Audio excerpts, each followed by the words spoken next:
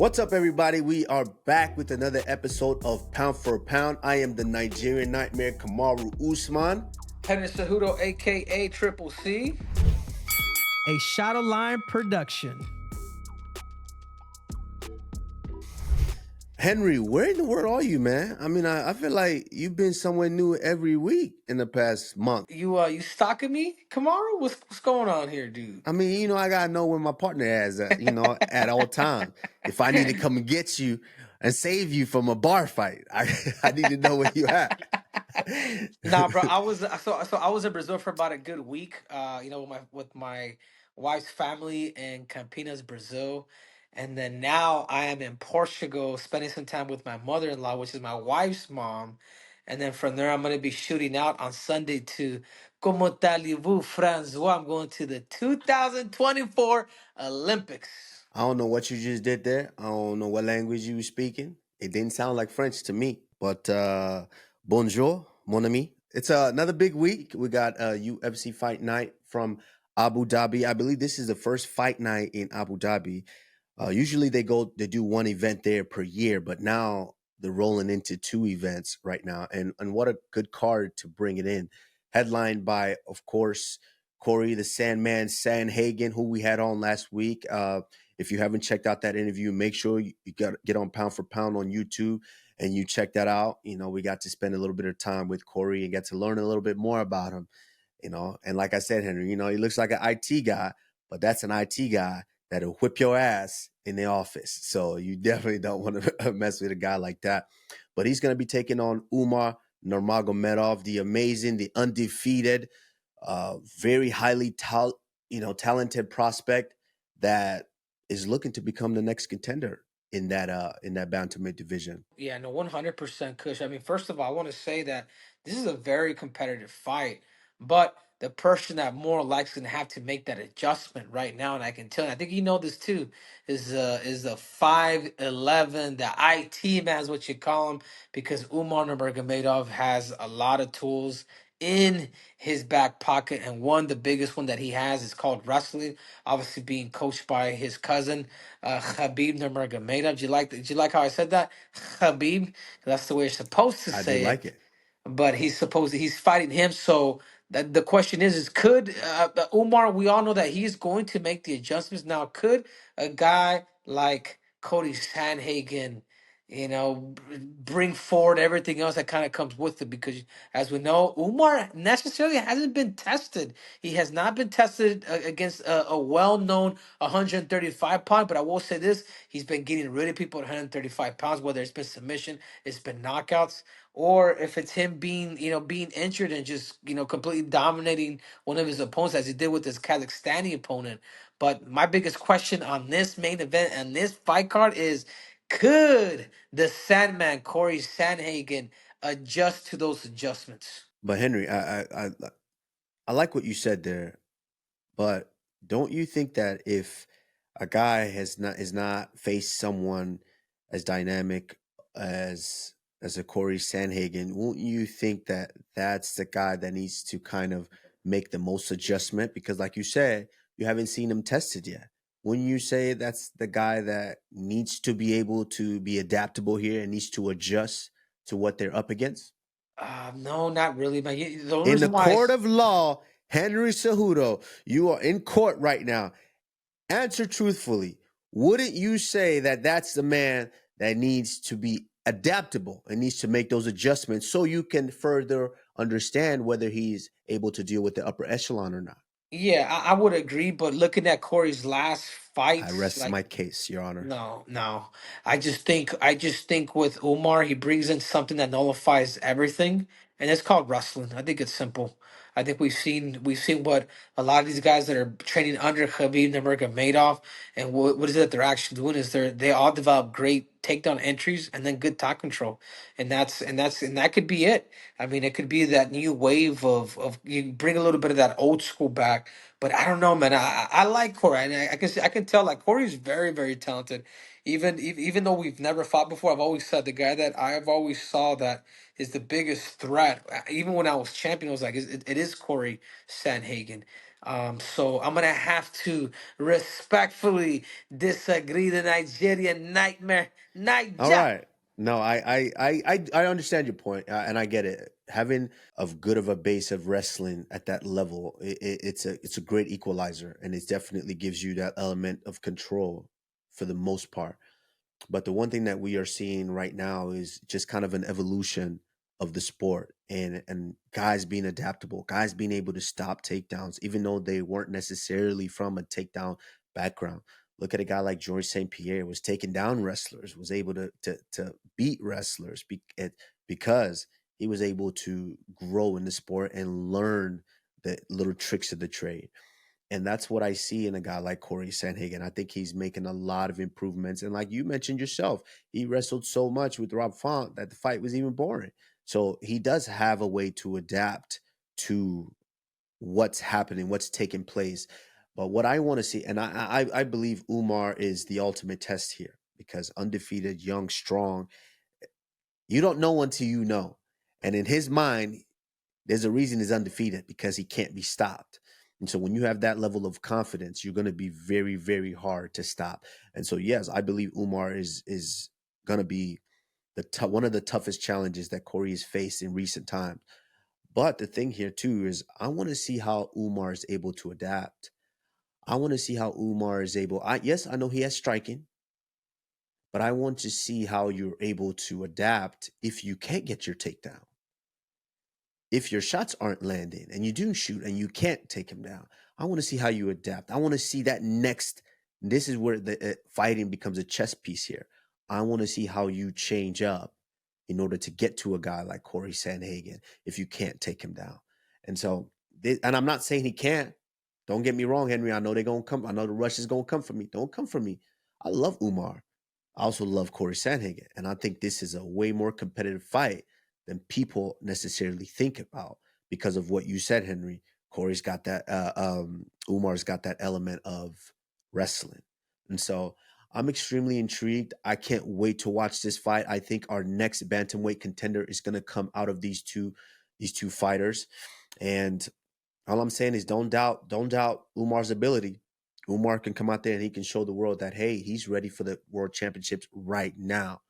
And also, don't doubt Cory Sandhagen, because if anything, is he showed everybody after the Pion loss that he went back and done the homework and he's ready for that title. So I like the fight, but it's a fantastic, it's a pretty really good main card. Of course, the fight dropped out. We had another special fight, which would have been the Nick Diaz versus Vicente Luque that was supposed to be on this card as well. But that fight ended up dropping off, which kind of, yes, of course, it hurt the star power a little bit. But you've got our, what do we even call him right here? We've got our one-eyed just monster in this kid. And Pause. I mean, Big pause, pause. big pause, big pause. Yeah. You I making mean, this show X-rated, Kush. yeah, What's up? I mean, and that's with no disrespect in any way. I mean, this kid is unbelievable. Well, not kid, grown man. He's 30 years old. I mean, unbelievable. His striking is dynamic, and the way that he's able to keep you at range and land his strike. We just watched him compete in Riyadh, I believe. Yeah. And so Yeah, I take. but can I add something to it though too, Go Kamaru? ahead. There's a flaw with him, bro, and I saw like him coming for him being Russian and whatnot, and not having a little bit of that grappling. Like right now, like I feel like this is a setup against this southpaw. You know, is he very well rounded? Like that's the biggest question that I have. Am I a fan of his look? Yeah, apparently he's into some movies. He reminds me of Lee Schneider from all those movies with Adam Sandler. But is he really well rounded, man? Because you know sometimes there are guys that are really good here, and then once you take them to that B side, they shit the bed. I hope this isn't him. But I think more likely he's gonna need more time and really work on that grappling. If I'm him, I'd be reaching out to Khabib, especially because he's a countryman. But I just don't know of him too much, and I you know I gotta give my 2 cents, and I gotta keep it real here, Kush. Yeah, you're absolutely right. I think obviously in his last fight was tested a little bit with that, but the one thing that I like about him, he's able to get back up. he was able to get back up and he was able to continue the striking. And I mean, this is a very, very good fight because they're both strikers. They're both going to stand up, as we saw in his opponent's last fight. Yeah, I believe he was submitted by Kevin Holland, and so it's this is a fight of strikers, a southpaw versus a guy that can switch, and so I think it's a very, very good fight. It's a dynamic fight, and I'm excited to see it. I really am. Also on that card, you've got Tony Ferguson taking on Michael Chiesa. This is it's a good fight, but it's I don't know how I feel about it because you've got Tony Ferguson that has fought as he's a good size lightweight, but not bigger than that. And Michael Chiesa, sometimes I've seen him and I'm like, man, you could be a middleweight how big as you are sometimes. But Michael Chiesa at one point was a lightweight and has bumped up to welterweight. So I think Michael is the full-fledged welterweight fighting Tony Ferguson, who I feel like is still a lightweight who doesn't want to cut weight at this point of his career, which of course he's earned that right. But I don't know how I feel about this one, Henry. I think it's a grappler's delight, of course, because I don't really see a lot of combination striking here and getting someone out of there. But I think it's a grappler's delight. What do you think, Henry? Yeah, I mean, I don't like it personally. I'm surprised. I think you got to give other people opportunities too, man, to be on main cards. Tony has lost his last what 7 fights or 6 fights or something crazy in a row. I'm just like, man, he's not that same Tony. The same Tony right before that was getting ready. The one that fought Kevin Lee, that was the Tony Frazier. Like, damn, dude, like, he could have competed against a guy like could he have been a guy like Khabib? Those are like the questions that we have, but he's just not the same guy, man. Let's count these L's, dude. It makes me feel better about myself. Hey, I ain't One, down. two, I three, ain't here to four, do all five, that, six, Henry. seven, seven, I'm bro. not here to do all that. We can't be doing that to the man. But the one thing, though, Nah. but the one thing, though, Henry, is Tony Ferguson is a household name. He's a name that you could, that's why you put him on the main card. He's a name that's gonna get some eyeballs on that card. Yes, of Yeah. course, time waits for no one. Of course, people change, and your abilities change, and so Well, who knows? This might be the I fight where personally he don't like the finds it. fight. I think Tony's on his way out. I think you give him a better fight, man. I think if the UFC wants to push him, like give him his grand hurrah, man. Give him somebody that's gonna suit his style a little bit more. Maybe Michael But you don't think Chiesa's this good. fight? You don't think this suits the style? No, not really, man. I think Chiesa is just stronger, bro. Especially him up a weight. Yeah, I just feel like Chiesa's bigger. He's stronger. He hasn't been through the punishment like Tony. He's never been knocked out like Tony. And yeah, I do feel like this is a bad matchup. Well, I mean, we will see on Saturday. What if what if he goes out there and has a Matt Brown moment? It comes out and he still has a banging fight. You never know. You never know. And I think that's kind of the UFC's perception here in understanding that as well. But in the fight just after that, you've got former champion Deiveson Figueiredo going up against Marlon Vera. This is an amazing fight. This is a fight of guys that could potentially still be contenders, be in that spot, in a fight or two. So I like this fight. I really do. I think this is where we really get to see if Deiveson Figueiredo could be could make waves in this weight class and could potentially be a future contender for this division. What do you think? I mean, Yeah, both no. guys. Yeah, no, 100%. I think this is a good fight for both of them.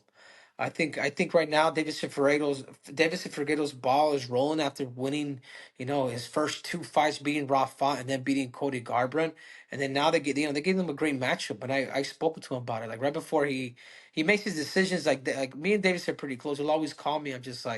I'm like, Davis, this is a perfect fight for you.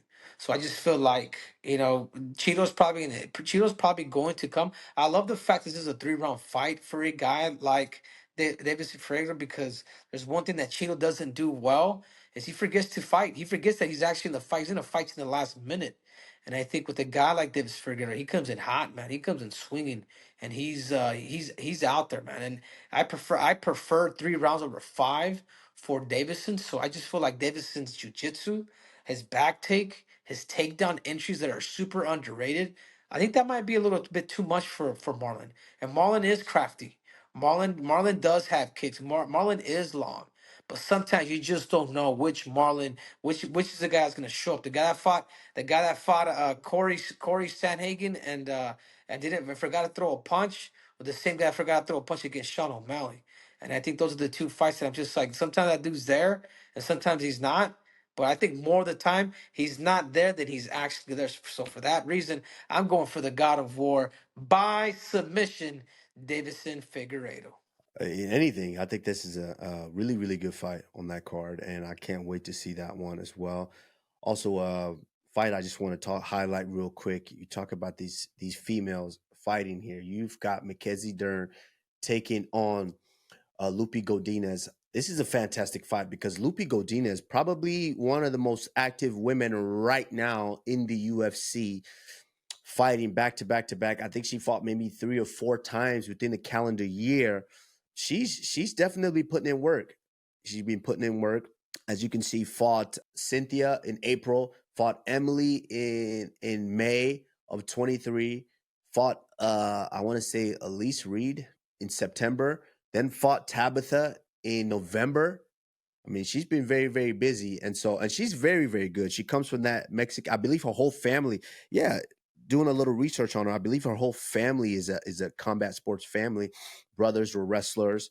Yeah, So I think her sister is actually, if it's the same Godinez, I think her I believe sister so. is representing Canada Canada, yes, at on the the Canadian. 2024 Olympics. So that could be wrong, but Yes, I that is did her. see a Godinez. Yep, that is her. So she comes from a very, very tough and athletic family.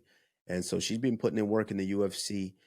And I think this is a fantastic matchup going up against McKenzie Dern. Obviously, we know about McKenzie.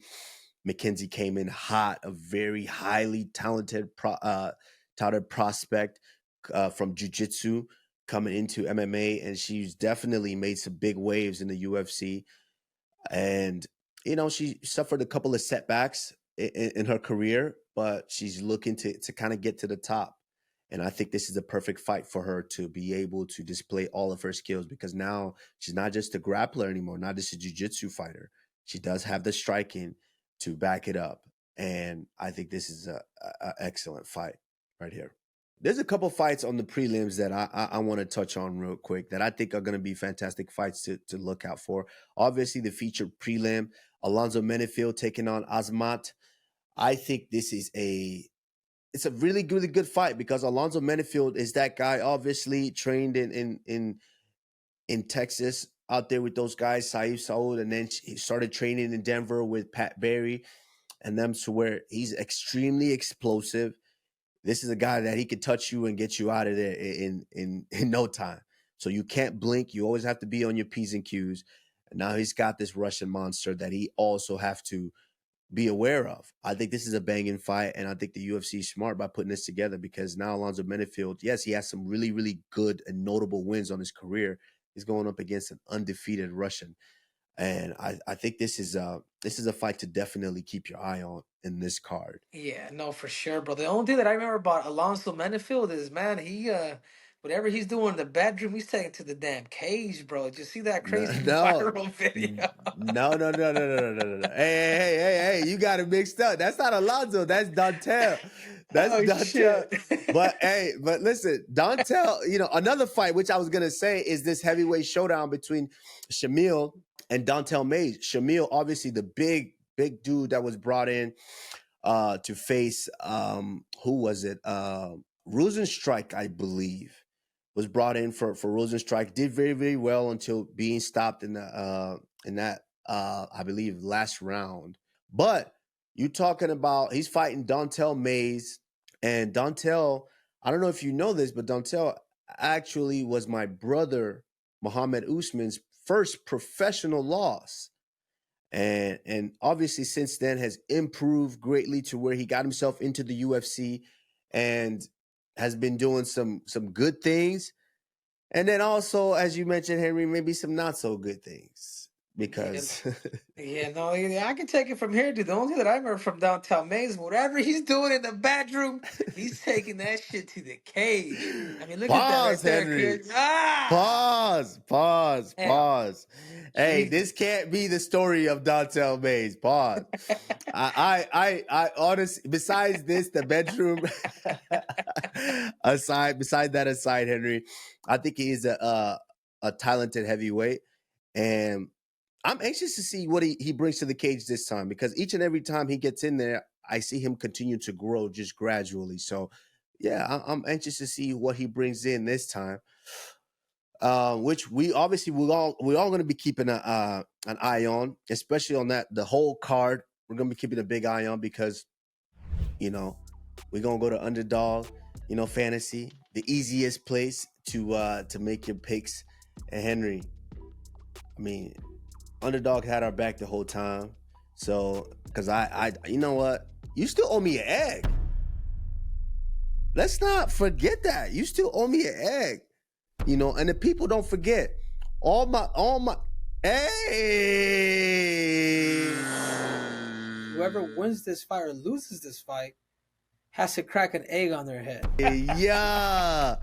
But is that hardball though? That's hardball. No, I wish it was. All right. But I need you to hold on to that. Hold on to that, Henry. Unless you want to go ahead and pay your bet now and finish the show like this. No. I have another proposition, but I want you to think about it at the very end. Just know that I have another proposition for you. And yes, this is a nice organic egg here out of Portugal, but I'm gonna do double or nothing with you. So go ahead. Let's keep talking about underdog fantasy. Yeah. Henry, I'm not really a gambling man. But I'll tell you where you need to go to make your picks, though. You're going to go to Underdog Fantasy, the easiest place to play fantasy sports. Henry, as you know, their pick'em game is as simple as choosing higher or lower on variety of fighter stats like significant strikes, knockout, takedowns, and fight time. And remember, as always, and new users who sign up with code P4P will receive up to $250 in bonus cash and a pick'em special, which is essentially a free win. Underdog is available in 30 plus states, including California, Texas, Arizona, and Florida. Support the show and click the link down below in the description to get started. Thank you, Underdog Fantasy, for always supporting the show. And our picks, I do my thing with these picks as I won this last week, as the other week when Henry, you owe me an egg, I do my thing, but it is what it is, Henry. We'll let you slide. We'll let you think about that. But also, Henry, big announcements this week. I guess it's confirmed. Marab Julashvili is going to be fighting Sean O'Malley at this Sphere. A fight you got your eye on. I'm hoping, at least, right? Yeah, 100. Yeah, and then also Alexa Grasso finally is going to be rematched with Valentina Shevchenko. It's a fantastic card. I don't want to go through the whole dang card, but obviously Diego Lopez now finally gets his chance at Brian Ortega. It just to say the least, those are just a few fights that I'm looking for. We're going to get into that. We're going to break that card down coming up. But, that was big news. And also, it's a lot of rumors going around saying, yeah, this confirmation is this, there's that. And we see rumors they verbally agreed Max taking on Ilia Topuria in October, which will be UFC 308 in Abu Dhabi. Henry, what you think? You think this is something that is going to happen? Or is it they just josh it? Yeah, I think so. We have to remember, too, when Ilia did fight in February, when a champion says a certain date, like, I believe it, because he had programmed him becoming champion, this celebration. And obviously, Ilya just had his kid. I don't know if he had a baby girl or baby boy, so congratulations to him. I think he just posted it a few days ago. And, congratulations to him on that new chapter. So I can understand why he doesn't want to fight or he didn't fight at the Sphere, and then two, to go back at it too. The Sphere is going to be in competition with Canelo Alvarez versus the Puerto Rican Edgar Belango. I believe if I'm pronouncing it right. We all still want to see the Mexican monster, but whatever it is they're gonna be fighting on the same date in September. And that being said, I think Ilia and Max Holloway, I think that fight is either going to be in October. I could see it being pushed back. Obviously, us both being parents, Kamaru, you know how much hard work it takes and how much your wife or your significant other is going to need you for that. So, do I believe in October? Yes, but also no. I can see it being part of maybe one of the later cards, or who knows? Maybe Mr. Dana White will probably put him on that Stipe Miocic, John Jones card in November. No, I think this makes sense for them to fight because I don't think I think the option is kind of limited.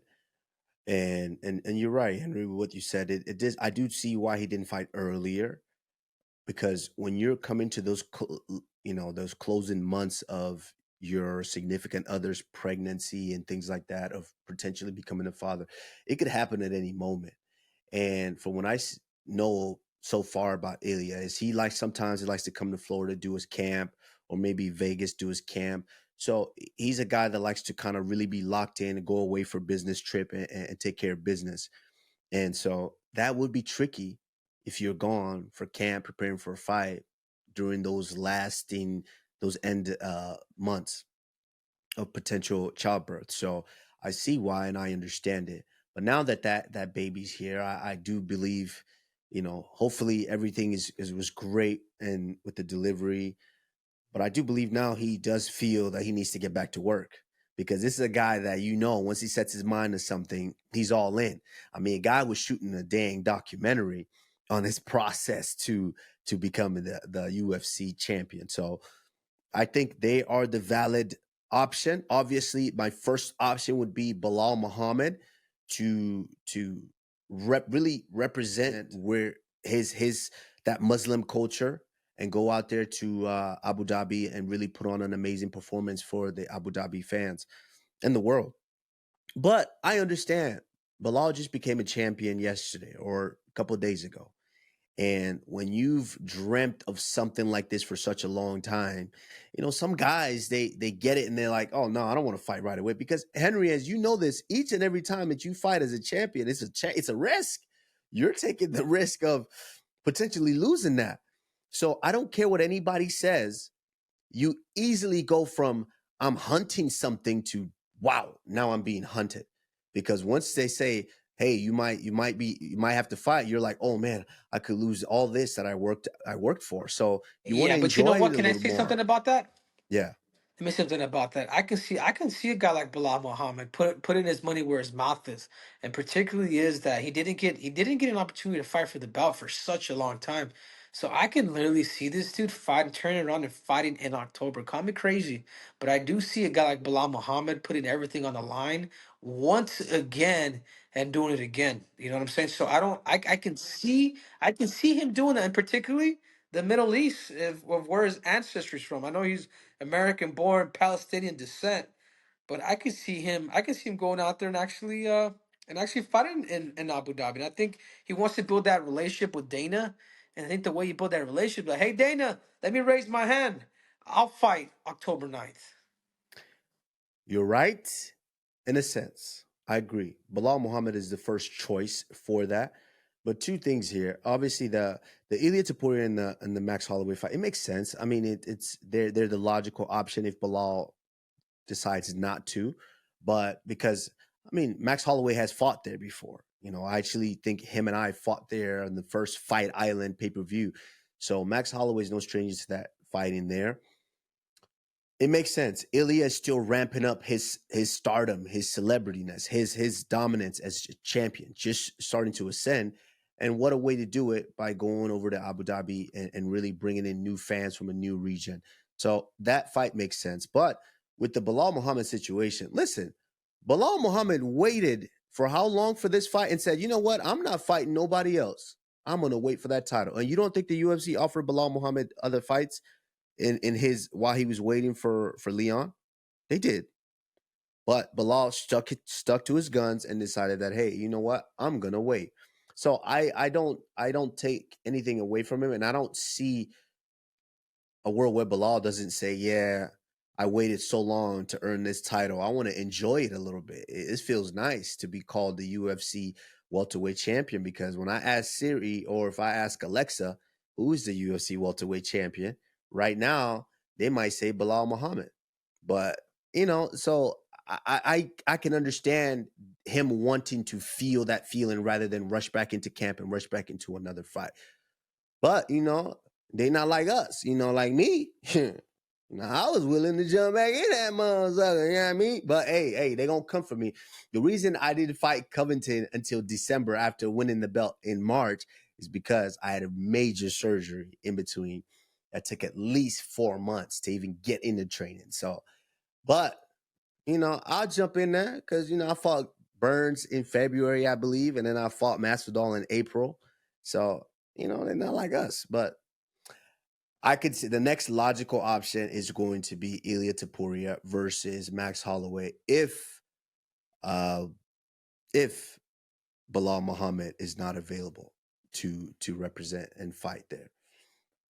But moving on, Henry. It's the Olympic Games. So far, what events are you watching, if any? I'm always excited for the Olympics, Henry.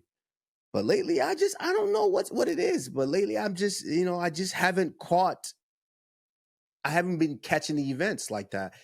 I think the only thing that I have seen is maybe the highlights of South Sudan almost beating the U.S. basketball team.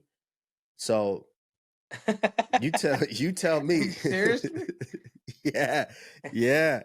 Hey, don't sleep on them. We coming. Don't sleep on Africa. They coming.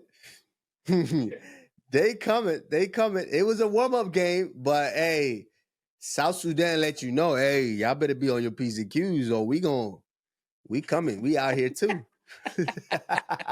No, that's good. No, I've actually been keeping that quite a bit. I love to support Team USA. With some on bios. I know they had one of the finals today. We had a skateboarder bronze medalist.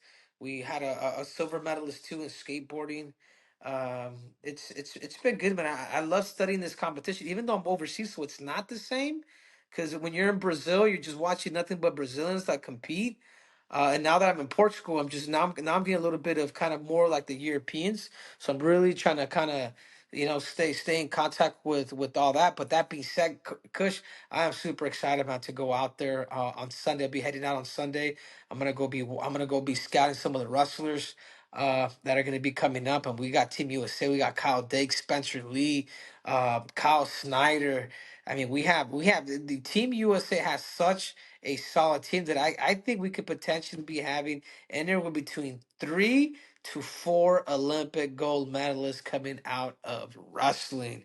I mean, it is so freaking good. This is the best team. It's unfortunate that Russia was unable to compete at the Olympics, but that being said, man, I also do believe even for women's, like my brother's coaching, my brother Angel Cejudo is coaching Helen Maroulis, who was a former Olympic champion of 2016, and she's looking to recapture gold as to become the two-time Olympic gold medalist. Obviously, the first time for Zane Rutherford at 65 kilos, he's making a splash. I mean, we got Kamal Bay in Greco-Roman, who wasn't supposed to, and talk about destiny, Kamaru, that wasn't supposed to compete at the Olympics, and it was given an opportunity by the IOC to compete. So Team USA is looking raw.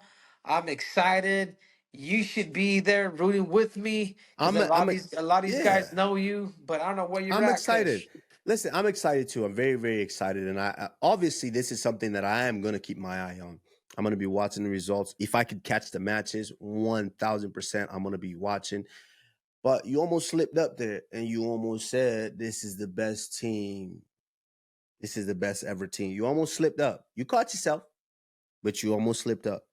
Because I think right now in the last, I want to say in the last decade, just the teams that the USA has been able to put together to send over there, it is incredible.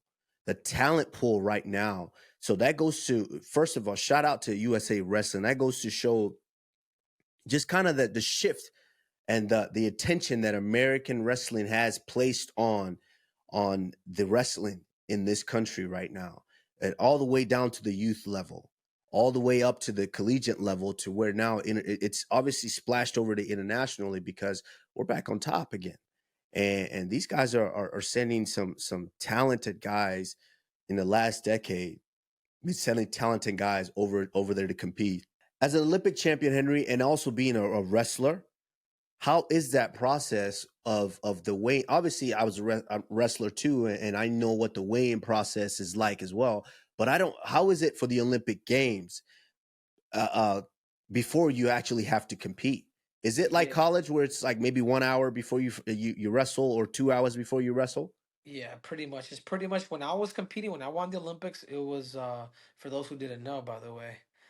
It was a day. It was a day before. It was a day before we'd weigh in, and then and then we would compete. But now shit has gotten tougher, man. Because there's been deaths, man. Like if there's anybody that's had it, the worst, the people like the most competitive combat sports, and including mixed martial arts, it is a sport of wrestling because every little pound matters. Like you could be an Olympic champion, you go up a little, an extra 5 pounds, and the strength, the speed, the power just changes.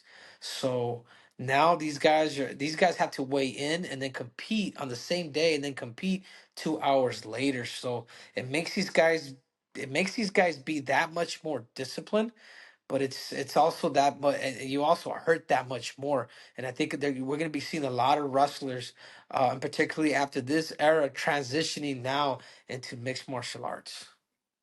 Yeah, Henry, I think that's a very interesting and a tricky process as well, because in college, having to wrestle an hour after you weigh in, or maybe 2 hours after you weigh in, it puts you in a different place of understanding your threshold. And it also does, I will say, it does eliminate a ton of guys who are trying to drop 25 pounds each week to make weight for that weight class. Not saying it doesn't happen. There are some guys who can do that safely, but at the same time, it eliminates that, to where some guys like myself, like I was, you find a sweet spot.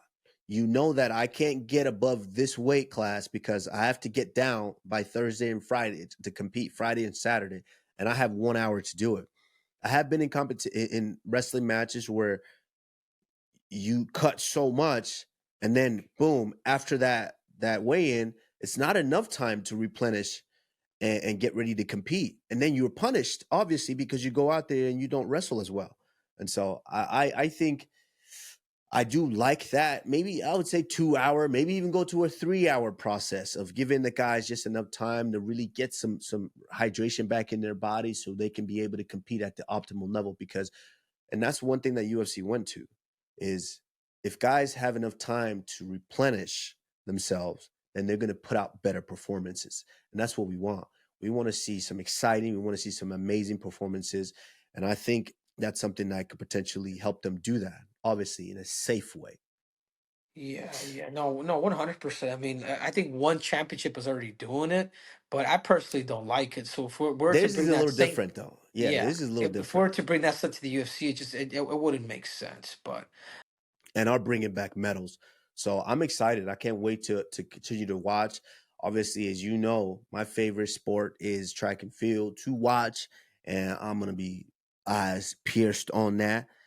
Um, there's a funny meme that I seen the other day that came out. They said Noah Lyles pulling up. Well, Noah Lyles pulling up to I don't know whether it was a party with the USA basketball team and trying to dap up LeBron. And the guys, and it was, I think it was done by Drewski. It was a skit done by Drewski. He's trying to dap him up like, "Sup, guys?" And and the guys were like, looking at him like, "What?" Because, and if you don't, most people that don't know what I'm talking about, is obviously Noah Lyles went on that post that press conference where he was at, and he said that he had a little thing with calling the NBA finals world championship, because those weren't the world championships. So, you know, it created a little situation, but Read it, Kush, read it. you know, the thing that hurts me the most is that I have to watch the NBA finals, and and they have the world champions on their head. World champions of what? The United States? That was by Nora Laws. And and then Kevin Durant, of course, came back. Somebody help this brother, you know. It was just a little tip back and forth. No beef there. But Noah Lyles, an incredible athlete and the absolute favorite. I think this man is going to bring home 3 medals, potentially 3 gold medals in track and field. And if he does that, he puts himself in elite company of Olympians, United States, US Olympians who has been able to do that, especially in the sport of track and field. So my eyes are going to be peeled on that. Shout out to all the Americans competing in the Olympic Games. It's Henry, and I say this, I feel the Olympic spirit is a thing. It's something that's really real. And I say this because when I was living at the Olympic Training Center, I worked there. I was a tour guide. So when visitors would come from the outside and they want to go on a tour of the facilities, I got good at doing my job. So the first thing we have to do is, obviously, we bring them into the theater, and they go into the theaters and they sit down, and we play a video for them. It's a video that just is a compilation of just the Olympic moments, just really getting people in the Olympic spirit. And I probably watched that video a few hundred times. And every time I watched that video, I left that theater so pumped and so excited of living at the Olympic Training Center and being able to prepare for the 2012 Olympics. It was amazing. And so that Olympic spirit is something that's very, very real. So yes, I definitely can't wait to watch these guys and see the medal count at the end, because that is something that's very important, you know. But other than that, Kush, this is what I got, and this is yeah. my proposition for you. You know, since you love your teammates so much, since you love Rose Namajunas, since you love I do. Cory the Sandman Hagen. Hold on. It's double or nothing, because I do believe that Umar Nurmagomedov is not only going to get the win, but he's going to get it in a dominant fashion. As much as I like Cory, as much as I had that cool ass interview with him, I just feel like Umar might be a little too much. So I'm saying double or nothing. I have Umar Nurmagomedov over Cory Sandhagen. Come on, Team Denver, Team Colorado, Team everything. Are you willing to double down and say, hey, you know what, Triple C, maybe save that egg. Maybe save that egg. All right. See, Because so because I think I see. want us to be fair, dude. What's up? You're right. I like that. I like that proposition, my man. But Henry, here's where I'm at is, I get what you're saying, but my man, Nah, hold on. I don't like. Hey, hold on. If you defend Let me finish. Let me finish. Can I finish? All right, go ahead. I like that proposition, but Henry, you know what? I don't like to bet. I'm not a betting man, you know. So, you know, I go to Underdog Fantasy, you know, the easiest place to play fantasy sports and make your picks, you know. But Henry, you know, one thing that I do love is, I get that. I sense your double or nothing. But one thing that I like is, I like to see you break 2 eggs on your head. So how about we do this? How about we go ahead and break this egg now for what you already owe me? You already owe me. So I'm like a loan shark. Go ahead and pay what you owe. Break that egg now on your head, and let's finish the show. And then, of course, after the Sandman fight, we'll come up with another bet. So, but let's go ahead and crack this one right now, because I gave you a week or two. Actually, I gave him probably 2 weeks. No, I'm saying in between to enjoy your family, to travel. You know, hey, yeah. Let's see. Let's go ahead and go ahead and crack that one right now. You know, let's do that right now, and then we'll talk about the Umar bet. Actually, the Umar pick. Actually, I might even make that even bigger. We might even make that bigger. I might even make it 4 eggs. Who knows? Shit. But for right Okay, now, so 4 eggs. maybe. Cory I said maybe. Who knows? But right now, come on. I need you to crack this one on your head. Go ahead, do that. Do that, player. No, hold on, but no, hold on. I want to secure the bet though. I want to secure the bet before I do it too. I'm gonna secure do it. what? No, I my want to make brother. sure because you know what? This is a highly competitive fight, and you It bet is. you My rooted brother. for My brother. you rooted for Rose, and now I want you to root for Cory. But now I'm You want saying me to double root or for nothing. Cory. I hear what you're saying, but you can't. You owe money. You can't be trying to tell me what the rules are when you owe me money. How you gonna tell me, the loan shark, that you owe money? You Yeah. telling the So is mortgage it a company, deal? Is it a hey, deal or no deal? mortgage Are we company, gonna shake is on it a it? deal for the next? Hey, You got first of Cory all, an egg for an egg. What's no, wrong go with ahead, that? crack that egg real quick. An Go ahead, egg do for an that. egg. Crack that egg real quick. Go ahead, my brother. Yeah. Got spicy in here. And you know what's funny, dude? You know what's funny is Pat Barry called me and Rose was on they FaceTime. He's like, "Hey man, we're gonna crack that damn egg." And I'm just like, "Bah!" But here you go. You know what? I'm gonna be a man of my word, Hey, Kush. But don't as do it long to as the back too. Do it right here at the top, right here. Right here in the big, in the top of that dome. Let it drip down to your face. Yeah. Hey, back up a little bit. Back up a little bit. Let me see where you at. Yeah. Everybody at home, go ahead and screenshot that. Bam. I want to see that Vera. everywhere. How's that? Dude, that feels good on my hair, dude. That honestly. Yeah, it's I like like to gel, sit on right? that. Anyways, this absolutely sucks. This absolutely blows. But whatever it is, we're doing double or nothing. Umar Nurmagomedov versus Cory Sandhagen, and you better Hey, man up too. we'll come up with what we're gonna do. We're making our picks on that. All right, we'll come up with that. You know, I'll go to Underdog Fantasy, the easiest place to make your picks and to play fantasy sports. You know, but right now, let's go ahead and move on, Henry. Guys, this is questions from a casual, and you know, obviously, on all these shows, when you watch them, make sure you are able to like, subscribe, and leave a comment here for us. And you leave a question for us, and we might pick your question and answer it here. Henry, looking at this first one that we see is, what do you hear inside that octagon? Can you hear Joe Rogan commentating? How clear can you hear your corners? And do you hear your opponent's corners? Yeah, a little bit of everything, I guess you could say. You know, it all depends. I think this is all pretty much subjective. But I think you know the biggest people that you can't hear is the majority, which is a crowd. You know, and you can know as a competitor, you can know when to sway the crowd or if you're actually losing because a lot of time the sound and the judges are conveyed by that. So what I hear more than anything is the actual crowd, but I do hear everything really. Like for me, I'm very I'm very cautious. I'm very tuned in on what's going on, not just in the fight, but also out.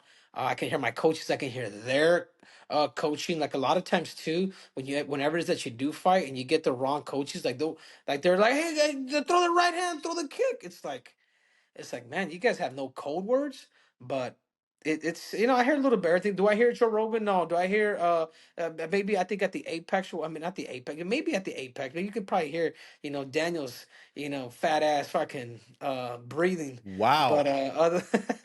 Bow. Why he caught it but straight for? I gotta get him every once in a while. But other than that, dude, I think everything I you know it's pretty dull. Yeah. For myself, sometimes I do. Of course, I think your corner is a given because they're programmed inside your brain before you step inside that octagon. And they're programmed in a way to where when you're dialed in at that heightened sensitivity, that heightened level, you could hear them through the storm. Doesn't matter what's going on. You could always hear them because that's what you're programmed to hear.